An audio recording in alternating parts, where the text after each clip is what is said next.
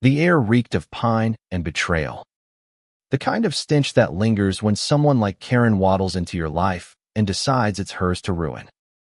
She stood there, all 300 pounds of self-righteous entitlement, smirking like she'd just won a war nobody else knew was being fought.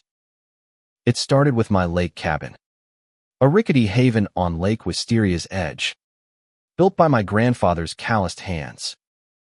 I'm Lena, a 38-year-old graphic designer who'd rather sketch than argue. That cabin was my sanctuary, 2 bedrooms, a sagging porch, and a view that made you forget the world's noise. But Karen, the HOA president, had other plans. She'd always hated me, ever since I painted my mailbox blue instead of the approved beige. It's an eyesore, she'd sneered at the last meeting, her jowls quivering like a bulldog's. I didn't know she'd been plotting to sell my cabin out from under me, claiming I'd missed some fine print HOA dues. She forged my signature, pocketed the cash, and sold it to a developer for a strip mall. I found out when a bulldozer flattened my porch.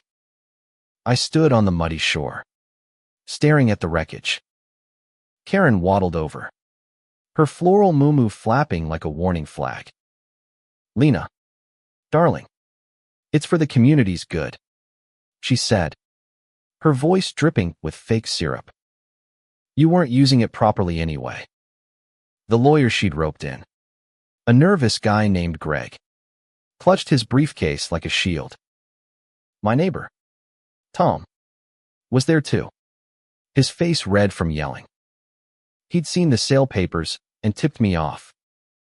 "She can't do this," he shouted. But Karen just rolled her eyes. "Rules are rules," she said, as if she hadn't just committed fraud. I wanted to scream, to claw that smug grin off her face. But I'm not built for histrionics. Instead, I got quiet. Dangerous quiet. Karen mistook it for surrender. But Tom knew better. "She's gonna burn you, Karen," he muttered. And for once, she looked uneasy. The next week, I dug into the HOA's records. Karen's reign was a cesspool of petty tyranny, fines for untrimmed hedges, banned garden gnomes, even a rule against excessive laughter at barbecues. But the real gem was the clubhouse, the HOA's pride and joy, where Karen held court like a discount dictator. It was up for sale to cover maintenance costs she'd mismanaged. The irony was delicious. Karen had sold my cabin to fund her ego. But the clubhouse, her throne, was on the chopping block. I cashed out my savings, every dime from years of freelance gigs, and bought the clubhouse at auction. Karen didn't know until the gavel fell. I'll never forget her face red as a beet, mouth flapping like a fish out of water. "You can't do this," she shrieked, echoing Tom's words back at her. I leaned in, voice low. "Rules are rules, Karen." The clubhouse was a squat brick building with a wraparound deck, perfect for her endless meetings. I turned it into my studio, walls lined with sketches and no room for HOA nonsense. Then I sent the email, as the new owner, "I'm dissolving the HOA's lease. Effective immediately. You're banned. All of you." I made an exception for Tom, who'd tipped me off. He brought me a 6-pack to celebrate. Karen didn't go quietly. She stormed to my new studio, banging on the door like a toddler mid-tantrum. "This is outrageous," she yelled, her voice muffled by the thick oak. "That clubhouse is ours." I opened the door just enough to hand her a copy of the deed. "Not anymore," I said. Greg, trailing behind her, looked like he wanted to vanish. "It's legal," he mumbled, avoiding her glare. Karen's posse, 3 loyalists who'd kissed her ring for years, hovered nearby, muttering about lawsuits. I smiled. "Try me." The community split like a cracked log. Half cheered me on. Tired of Karen's rules about everything from fence heights to appropriate dog breeds. The other half, her cronies, started a petition. It went nowhere.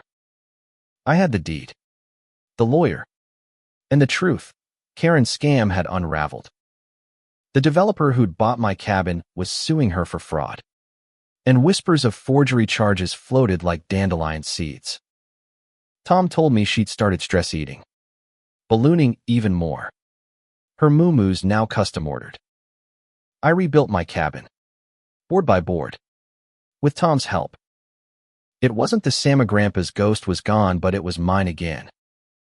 The developer settled, paying enough to cover the rebuild and then some. Karen, meanwhile, faced a reckoning. Her HOA empire crumbled. Her cronies deserted her, and the Clubhouse ban became the talk of Wisteria.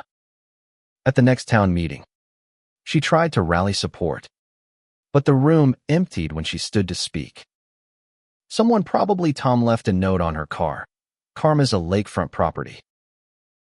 I sat on my new porch last night, sketching the water's edge. The lake was still, the air clean of Karen's stench. I'd won. Not just the clubhouse, but something bigger, the right to my own corner of the world. Karen thought she could steamroll me, but she forgot one thing: bullies like her only thrive until someone pushes back. I pushed hard. The end.